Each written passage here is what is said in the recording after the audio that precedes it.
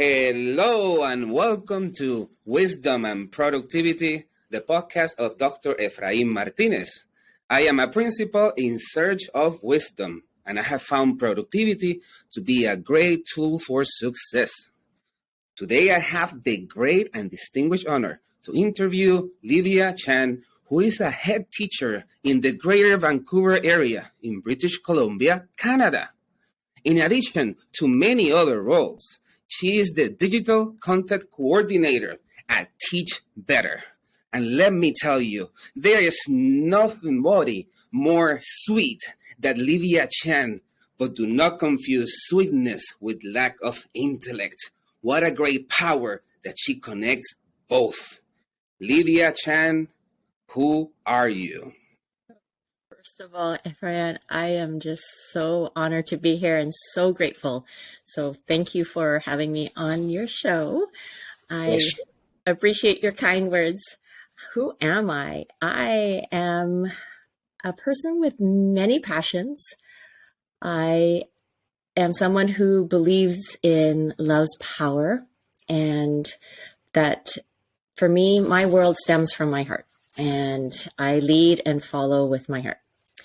I am in search of making this world a better place, one interaction at a time. And about a year and a bit ago, I coined the phrase atomic interactions. And I really believe that in every single interaction, we have a wonderful opportunity to intentionally uplift other people through our love, our kindness and gratitude, and to make their day a better one. And if we're making their day a better one, we're automatically making our own day a better one just because we cultivate joy in ourselves. But aside from that, I am a mother, a wife, a sister, a daughter, a ringette coach. You love to cook, bake, write, read, learn. Oh, I love learning. One of my greatest passions is learning. So that's who I am in a nutshell. Wow, a lot to unpack there. Let's go right away into a productivity question. Awesome. When you coined the term atomic interactions, yes. First of all, can you tell us more about what it is? And second of all, what does it mean? Because I'm sure there are listeners out there that may have their thing, right? And they have mastered something that can help the world. Yes. But they don't know about these things that you just give us in your prelude. So can you tell us more about that? Oh, I would absolutely love to. It's something that I really believe in. The more I think about it, the more I am convicted about sharing what it is. I discovered that it really has helped me cultivate my own joy. And, you know, many people say that it's the little things that count and matter and how you treat other people. And I am big on relationships. I really believe that relationships is a gift and building connections is a true gift. And you think about our lives. Every day you have relationships with other people, no matter where you go in your jobs. If you are a daughter, you have a relationship. If you are a wife or a sister, anywhere you work, you are a colleague. These are all relationships that we have that really enrich our lives. And so these, to me, are great gifts that have been given to us. And so how do we cultivate that relationship with other people? And when I started thinking about the relationship that I have with myself as well, that needs to be solid in order for me to build better relationships with other people. So, I teach younger kids. This year I teach grade 2 and 3. So they're about 7, 8, turning 9 this year. One of the sub-subjects that we teach, that I teach, is about matter. And so when you think about what are the basic building blocks of all matter, it's atoms. And then I thought, well, what are the basic building blocks of all relationships? Well, it's every single interaction. That relationship that I have with myself, that interaction that I have with myself every single day. I have conversations in my head. I think like many other people. I don't think I'm the only one. Yeah. right? And so how do I treat myself? What are the words that I say to myself? How do I lead my day?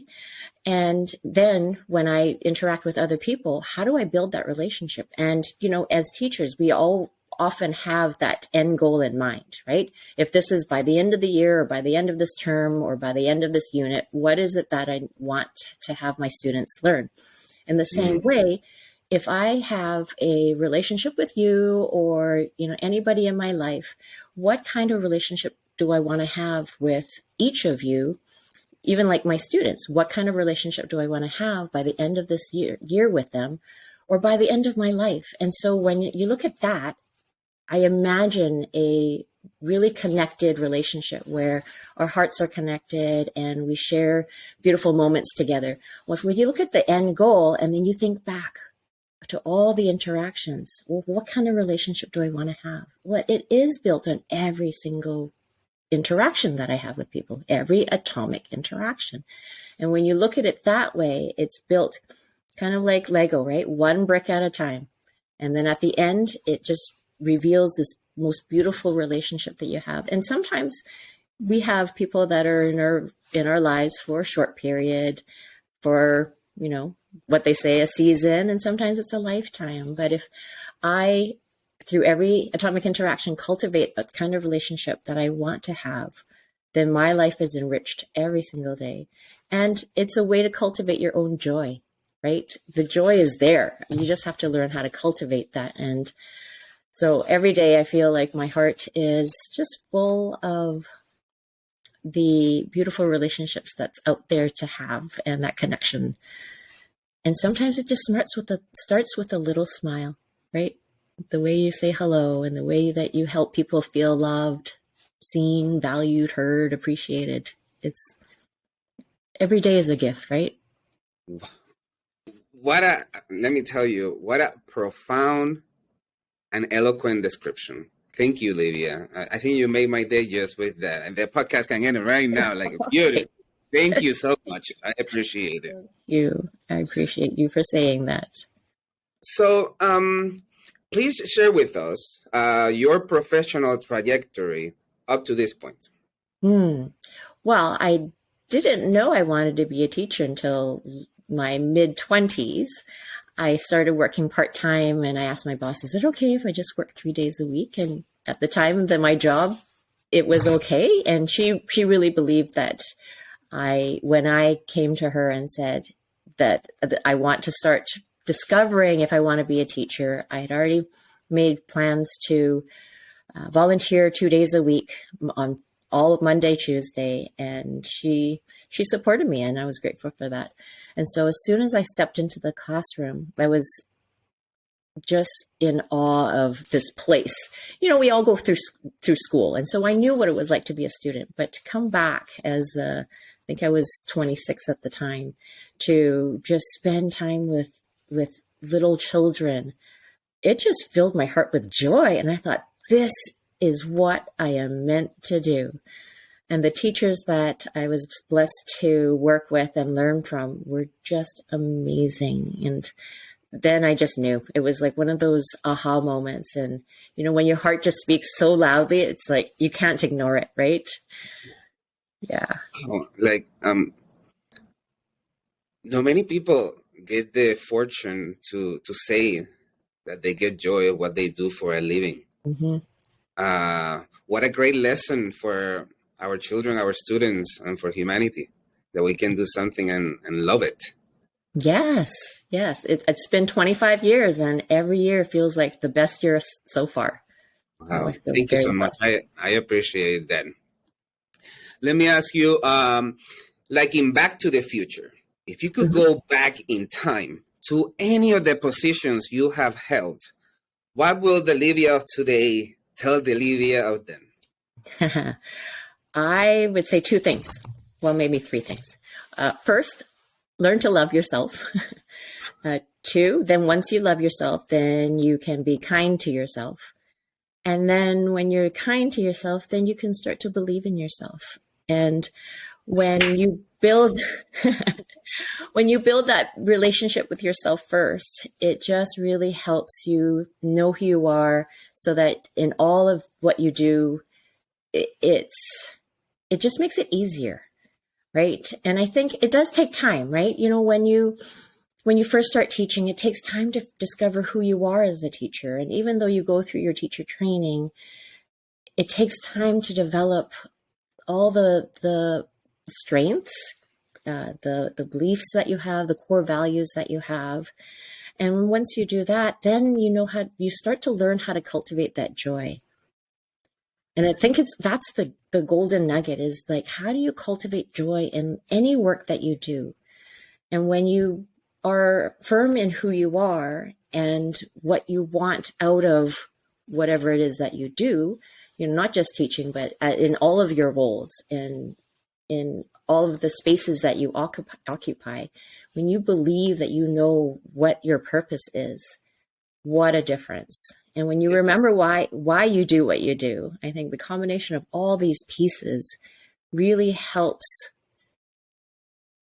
you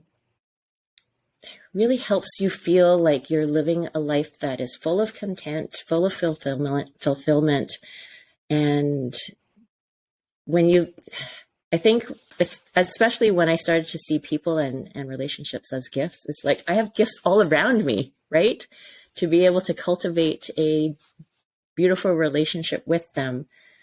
And every time that I walk into my classroom and greet my students, like, they're just adorable and they're full of wonder, full of curiosity. And I get to spend that time with them, right?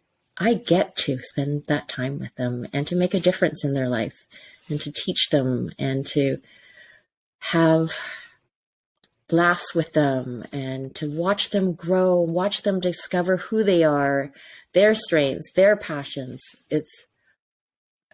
I cannot imagine a more wonderful job to have. Livia, I have to ask you, Mm-hmm. do you ever get mad or sad? And if so, or angry? And if so, what do you do to address those emotions? Yeah. Well, first, because I've really spent time getting to know myself, that makes a huge difference, because I know what my strengths are. I know what my core values and beliefs are. Am I still working on those things? Of course. Every year I feel like I'm a stronger, a better person, and that I do know myself a little bit better. But when I do feel, low or angry, not angry often, but when I am or frustrated, then I talk to myself. That, like, I understand my feelings, and that they are important to me, right? I have to listen to them. And that's another key, is I really started to learn how to listen to myself. Started to think, okay, how do I feel right now? What are my thoughts? How am I feeling? What am I thinking? And then I've also learned to breathe, because breathing helps calm my emotions and how I'm feeling, whether I'm shaking or the physical aspects of feeling those negative feelings. And then I start sorting through, okay, this is how I'm feeling. It's okay, right? I always would say, your feelings are never wrong. It's what you do about it. It might be, not so respectful or what have you, but your feelings are there to tell you something. And so I dive into those feelings. And then at some point I have to check in with my heart. And I think, well, is this really serving me? I know I need to protect my heart. So after, I give it enough time and to think and feel, then I just kind of put it on a shelf and go, okay, I need to move on, because I don't like the space that I'm in right now. It doesn't feel good, but I know I have to give it that space, because I don't want to just push these feelings and thoughts under the carpet and just kind of, not deal with them and not sort through these thoughts and feelings, because it's important. It's a part of who I am. And so many times I learn from these experiences, right? So I want to make sure I gain the most insight from these experiences. And whenever I am ready to move out of it or move forward a little bit, I feel like I know myself a little bit better.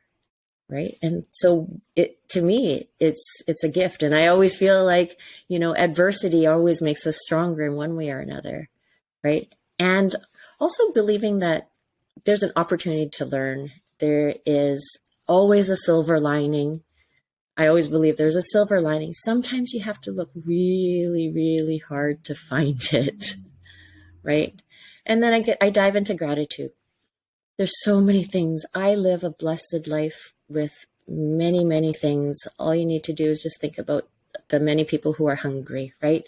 Or that just don't have, I have a home. I have wonderful relationships. I love my job. There's so many things in my life, the passions that I have that bring me joy. And so I remind myself that I have a lot of things, even though this is happening in my life right now and it feels terrible or whatever the incident or situation is.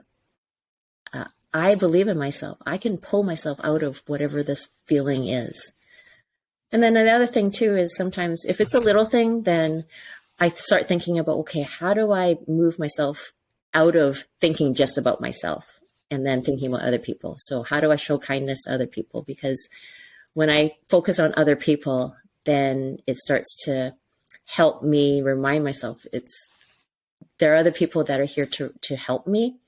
I don't need to do this alone, right? And we are always stronger and better together. And I know how I feel when I help other people. And so, you want to lean on other people and cry on their shoulder. And, we're a big support system. Every person in our lives are here for each other. Yes. So thank you. What a great way of addressing being self-aware and self-regulating. Thank you so much for those beautiful examples. You're welcome. Thank you for asking me. Not a problem. Let's talk about reading or listening books. What a luxury. If you had to gift someone your favorite fiction book and your favorite nonfiction book, what will those be? What should we know? That's a very hard question because I read a lot of books. I love books. And when you ask about the fiction book, I actually don't read a lot of fiction except for picture books. So that is kind of my go-to when I think about. Let me know, please. Well, there's so many amazing books, so many amazing authors and illustrators. When I think about the book that I give away the most, I would have to say it's How Full Is Your Bucket? And it's written by Tom Rath. And it follows, have you ever read that book? Never. Please need me. Yeah, it's really about, it falls very much in line with Atomic Interactions. And I think I probably was introduced to this book maybe 10 years ago. I'm not even sure how long this book has been around, but it's in that everything that we do, we are trying to fill other people's buckets, right? With the interactions and how we make other people feel. And when I think about it now, as I'm speaking to you, it's no wonder why it resonated with me so many years ago. It's really what I believe in, is that, everywhere you go, one comment or one way that you speak to somebody can really uplift somebody or really do the opposite. And there really isn't any in between, right? So in every conversation and not just the words that we use, but what is our face saying? What is our body saying? Our bodies and our faces say so much in our tone of voice, right? So if you think that every single person is trying in everything that we do to uplift other people, everywhere we go, what kind of a better world would this be, right? When we give each other more grace, more respect, more love and kindness, and we show each other gratitude everywhere we go, it's going to be a pretty amazing world that we live in. No matter the color, no matter the race, all of these pieces, right? When we start to really see people as just beautiful human beings that need love just like we do, that need support just like we do, need respect, all the things that we need as well, right? Need joy just like we do. What about that nonfiction book? Which one is the one? Oh, that is like That is probably probably more difficult, right? that is probably going to be the hardest question I answer today and the next month. uh, I think I don't have an absolute favorite, but I do have favorite authors. So a lot of them are the big names that other people really adore and admire. Oprah, Brene Brown, Simon Sinek, Mel Robbins. Educationally, I adore George Couros, John Acuff. A lot of these people also have podcasts that I learn a lot from. And a lot of, we're in a circle of friends in education that so many of them have written amazing books as well that I've just devoured and enjoyed. And I'm sorry, I cannot give you just one. I think that is a very concise answer. Okay. Thank you so much, Livia. I appreciate it. Livia, who is your biggest influence? The one. Boy, these are hard questions. Biggest influence, I think the longest standing influence was probably my Jupo. And Jupo stands for grandma in Chinese. She's no longer here. She hasn't been here for over 25 years, but she came from Hong Kong when I was 6 months old to help my parents take care of me. My parents worked long hours at our Chinese restaurant, family restaurant, which I worked long hours at too when I got older. But she just showed us what unconditional love looked like, felt like. Everything that she did was for us. And she cooked, she woke us up in the morning to get us ready for school. She cooked us lunch and dinner and whatever we needed. She prayed for us every single day. I'm sure she fell asleep sometimes, but that is okay.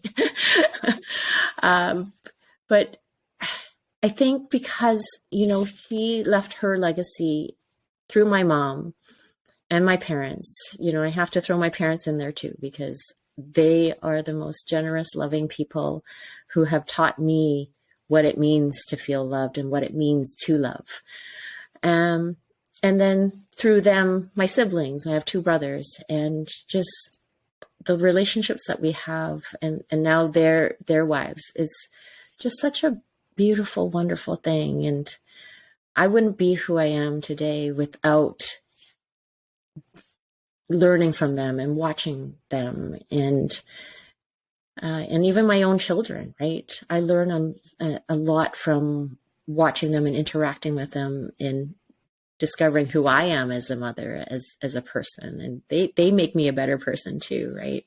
So I would have to say it's my family. It's, when you ask for people what they value in life, and if someone were to say, put them on little strips of paper, well, I would always put my family first, as I believe many, many, many people would as well. Thank you. Let me ask you a follow-up question. You mentioned that you worked in a restaurant. Yes. And before I was an educator, I worked in another industry. And although my experience was not the best because of my lack of experience, I did learn quite a few things that influenced the leader that I am today. What would you say were the lessons or perhaps habits that you learned in serving others and using that today in serving others in other ways? Oh, there's so many lessons. When I started thinking about my experience in the restaurant, you really have to work as a team, right? And so when I was younger, because I was started when I was 13, I was helping in the in the dining room area. It was a very small family run restaurant. I think we had 9 tables. So the bulk of our business was takeout and delivery. And my dad would always say, talk to the customers. I was super shy when I was growing up. I didn't have confidence talking to different people. And, I talked to my friends, but talking to strangers was a skill I had to develop. And just learning to hear people's stories was a gift in itself. And there are times, especially when you're young, you don't know how to speak with customers who are not happy, right? And so I had to learn how to carefully word whatever our message was and to try to help them understand where we were coming from. And so that is definitely a skill that has helped me. And then then I think there were times where I was not very kind to customers, truthfully. And then eventually my dad said, I got to kick you back. I have to kick you into the kitchen because you can no longer deal with the customers. And I think people would probably find that surprising about me. But that's something that I learned, that you can't talk to customers or other people. No, I don't think I was disrespectful, but I just didn't know how to speak to them in the way that I needed to. So then working in the kitchen, my job was kind of to manage the kitchen in a sense, in terms of the orders and what the cooks had to cook next, and kind of doing a little bit of prep work and just kind of being that overseer, if you want to call it that. So the organizational skills, that's what I honed, the communication skills, and then just watching how hard my parents worked just gave me such a great appreciation for the sacrifices they had to make every single day. The restaurant was open 364 days of the year, except for Christmas. And Christmas they would cook. So, they didn't really have a day off. And the relationships that we got to build with each other as a family, I think that's probably why we're such a strong knit family, is because we had to work together for so many years. And there's just so many things you learn from being in a restaurant. That can be your next blog post, because yes. Someone told me that you never realize that your first job experience is going to influence your last. And right. I always, someone looked at us in a certain way, or we said something silly in a certain way. It really impacts, and you realize that is not the right thing, or you needed to improve and make it better. Thank you, Livia. Very profound. Thank you. So let me ask you this important question. As we know, imposter syndrome is real. We all feel it, right? And the question is usually, do you believe in imposter syndrome? And people say, yes, it's real. So believe in yourself. Yeah. And then we send children to their homes, or we send our friends to their environments, and they are like, just believe in myself. But what do I need to do to get there? So let me ask you, how do you address imposter syndrome? Well, I think I often felt it, but I didn't know there was a label of imposter syndrome till probably 2.5 years ago. And, when I first heard of the term, I thought that is like the perfect way to describe it, is imposter syndrome, because it's that belief that you are not good enough, right? Or that, why am I here? Like, who am I? And I still say that sometimes. I still say that to myself. Well, who am I to fill in the blank, do this, or have this opportunity, or to speak to different people?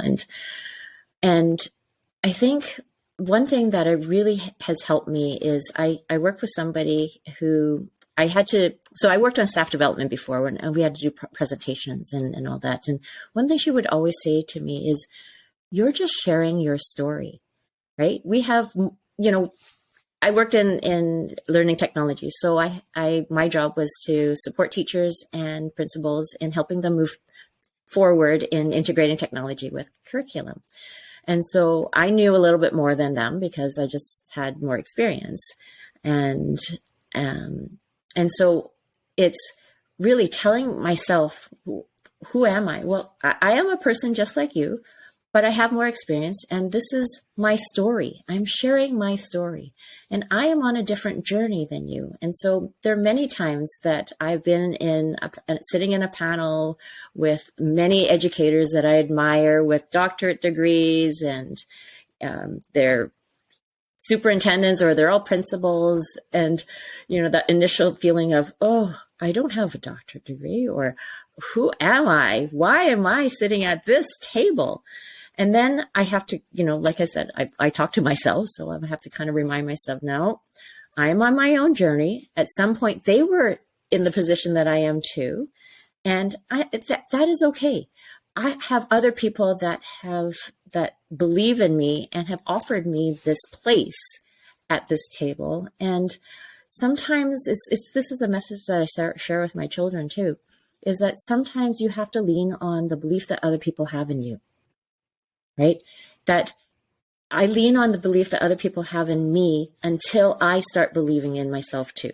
And another thing is I had to learn how to be my own biggest cheerleader, to kind of talk to myself like, you got this. You're just sharing your story. And, there are many pieces to my story, just like I've learned from so many other educators and so many other people. They have their story, and whoever is meant to hear my story and to have my story resonate with, that's who I'm going to make an imprint on their heart. And I don't have to worry about trying to reach everybody through my message. And then just when I start to feel nervous, then I remind myself, like, this is something that Simon Sinek shares, is the feelings that you have for nervous and excited are the same. Physiologically, they are the same. And so I remind myself, well, I've actually been trying to train myself for the last dozen years. Okay, I'm not nervous. I'm just excited. And I'm excited to share my story. And that works every time. So when there are, 300 people in a Zoom room, or there's people that are meeting for the first time, like the team that I'm coaching for the first time, or talking to the parents or whoever it is, I am excited to start a new journey with you, because I have the blessing to have new relationships and to learn from other people and to be enriched by their relationship with me. And so when you think of it that way, I get excited, right? Because I know my life is going to be better because I'm meeting you or getting to speak to you for the first time. And it's the possibility and opportunities to build new connections too that just make me feel excited. So I think all these pieces together really help me overcome imposter syndrome. And, I am a collection of all my experiences and memories and the learning of all the other people that I've had the blessing to learn from. And if I make a mistake, that is okay too, because I know I'm going to learn from it, right? I don't have to be perfect. And I think that's another piece too. I don't have to be perfect when I am speaking or in a space where I don't feel like I belong, or I don't feel like I compare. And that comparisonitis is not good for me or anybody else, right? Amen. Amen. I have to tell you this. I'm definitely going to tweet this quote. I am a collection of all my memories. What a profound thing to say. Thank you so much, Livia. Thank you. Being successful, as you know, includes being on top of what we need to do. But productivity is something that means different things to different people. So what does this mean to you? How does Livia get to do all the things that she does to do and still have a fructiferous life? I actually have a lot of people that ask me that question. How do you do everything that you get to do and still feel like you have time to relax? Well, I go often by, like I said at the beginning, I lead with my heart. I listen to and follow with my heart. And so I have many passions. And one thing that I love to do is just think about what fills me. what brings me joy, what makes me happy. And so that kind of leads into all the different projects and opportunities that I have a blessing to do and privilege to do. And then when you love what you do, then it feels easy. It doesn't feel like a chore. It's something that I think I've grown to love too. So like cooking and even doing laundry, like I've learned to not love it, but there's peace in that, right? And I'll just put on a podcast as I'm doing whatever work that I'm doing. It's like a trip, to the library in many ways. Exactly. I just so happen to be folding clothes at the same time. But I think just understanding my priorities, like, I only have so much time. Time is a resource that is not renewable.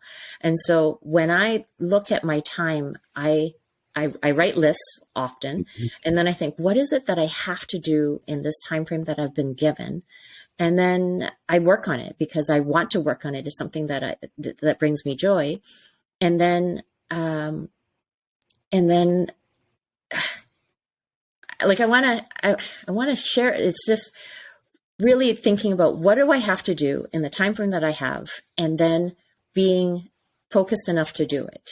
And I know that sometimes I have a number of things happening. Like sometimes I'll have many tabs open and my break is moving to something else, right? To be efficient, because things need to be done too. And so sometimes if I'm working on some writing, then my break might be to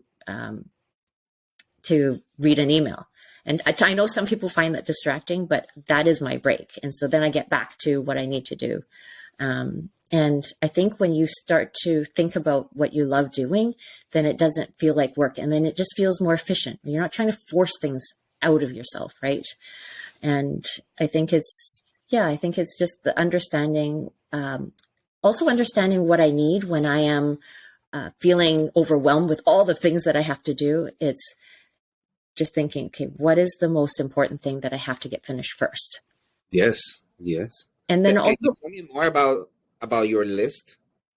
Yes, I have. Well, I have a pretty good idea of what I need to do, but sometimes I need to see it in writing. And like, I know, like many people, we like to check off that list, right? Or cross it off. And then I make a new list. And so sometimes I have I use a lot of sticky notes. So I make a list on my sticky note, and then I actually put it on my laptop, like, right where your trackpad is, just to the side. Yes. And then that way, as soon as I open my laptop, then it's like, okay, these are the things I have to do. I'm not rethinking and, writing down a list again. And so there's kind of like that short-term list, and then that longer-term list of kind of projects that I have more time to spend on. But I feel quite efficient with my time in all the things that I have to do. Wow. Let me ask you, how do you decide what has higher priority? Because you mentioned and emulated about what finds you joy, but then you had that list and you had to prioritize, right? How do you decide? Well, so in my mind, there are some tasks that I can take care of really quickly. So like if it's an email, then, it might take 5 or 10 minutes. So get that off my list. And then it's not on my list anymore, because then it comes back. It comes nagging at me, right? So sometimes it's getting rid of the little tasks first. And then I have fewer things on my list to do. And then the bigger projects, it's thinking about, well, if I have, so say, for example, I have a presentation that I'm doing at the end of January. So I used to be a big procrastinator. I do all my assignments like 2 days before when I was in university, but that didn't serve me well. So I've learned to kind of chunk and think, okay, if I have something that's due 3 weeks in advance, I need to work on it a little bit here, a little bit there, so that it doesn't feel like this big time crunch at the end.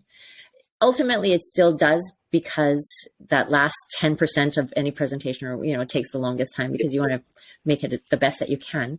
But it's making sure that I spend enough time on it the weeks prior to, so that it doesn't feel like this big ominous project that I've left to last minute.